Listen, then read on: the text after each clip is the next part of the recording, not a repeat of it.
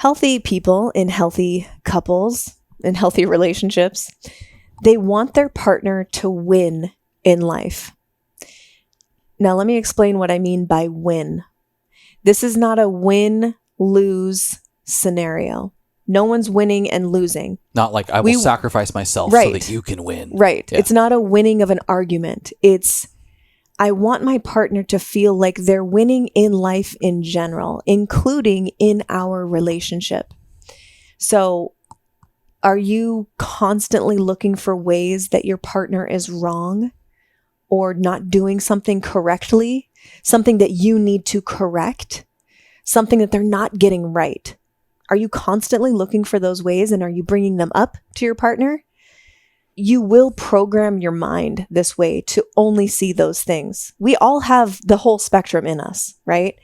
But if you consistently are looking for ways that your partner is wrong or not doing things correctly, and you bring that up to them because you want them to know that you're not happy with the way that they're showing up.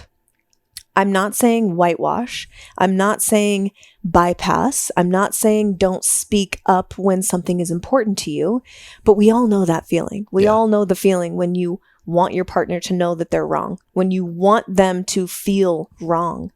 And that is a really, really slippery slope down to dysfunction, rather than I want you to feel like you are winning in our relationship. Yeah.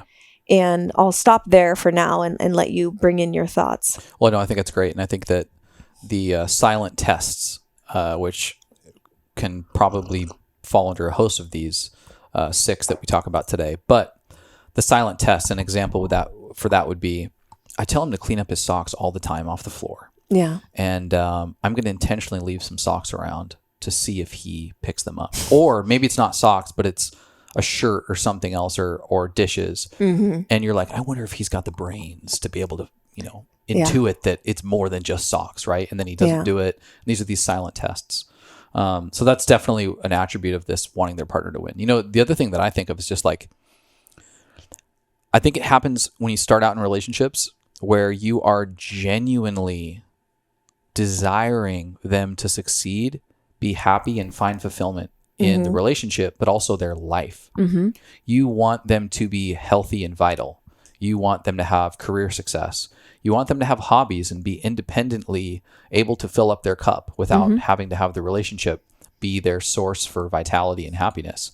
But everybody knows, whether that's through their direct experience of their own relationship or having witnessed from others, the couples that are secretly kind of rooting that their partner fucks up a little bit somewhere. Oh, yeah. Or like, I don't want him to get healthy because I don't really want to get healthy either. Or I don't really like that they have a friend group outside of our relationship where they find joy and happiness and fulfillment, because that is threatening to me in some way about our relationship. That is the opposite of abundance. That's scarcity. And so by living in abundance, one would entertain the idea, the sweatshirt. I'm wearing my 888 Abundance sweatshirt. Shout out to Christina Rice. The sequenced numbers of 888 represent abundance. Yes. But that's definitely what comes up for me when it's like, beyond just a simple wish for them to be doing well, it's like an actual investment in their well-being. Think of this as if you are an investor and the marriage or the relationship is like, I have literally put my capital into this entity and I want it to thrive. And what that means is every aspect of this entity has to thrive, and that includes the other person's life, holistic life. And thus, I will be their biggest advocate, their biggest fan. What are examples of this? This is like celebrating victories, big and small, and especially being in tune with your partner, because I'm not someone who will celebrate my victories. I may not even mention them. I may not even know their victories because I'm so, unaware of things that I should be celebrating in my life sometimes.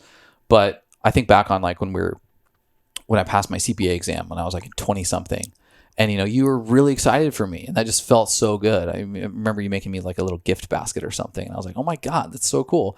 You are celebrating the big wins and even the small wins, If someone has compulsive habits or an addiction or something, and you see them making progress, like celebrate the shit out of that. Yeah. Encouragement, no brainer. like you're a teammate, be a source of motivation, but also assistance. So it's not just like an accountability buddy, but sometimes it's like, hey, how can I help? How can I be, How can I support? How can I actually support? Yeah.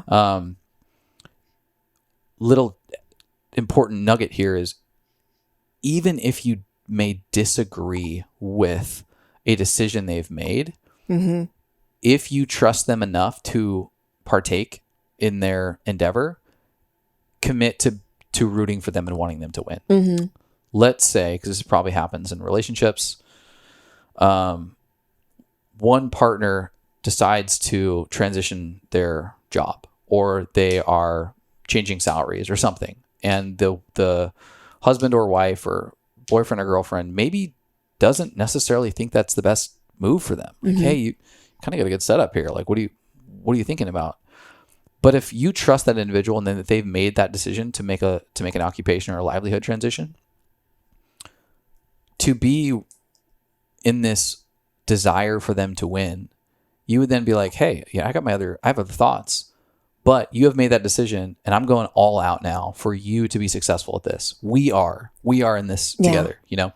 Yeah.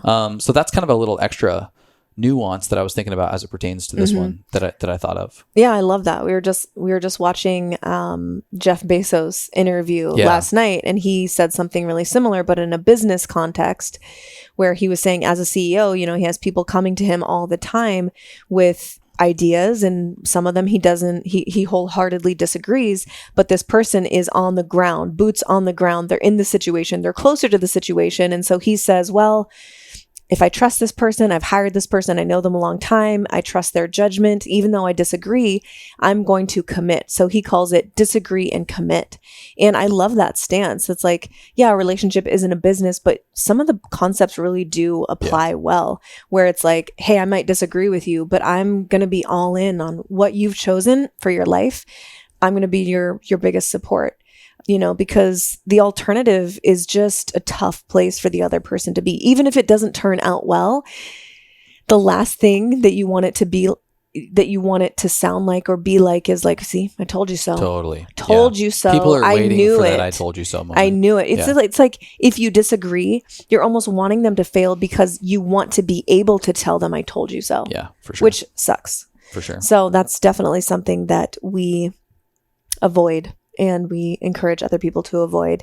We face this a little bit, you know, in part 1 versus our part 2 now. I would say for me, like,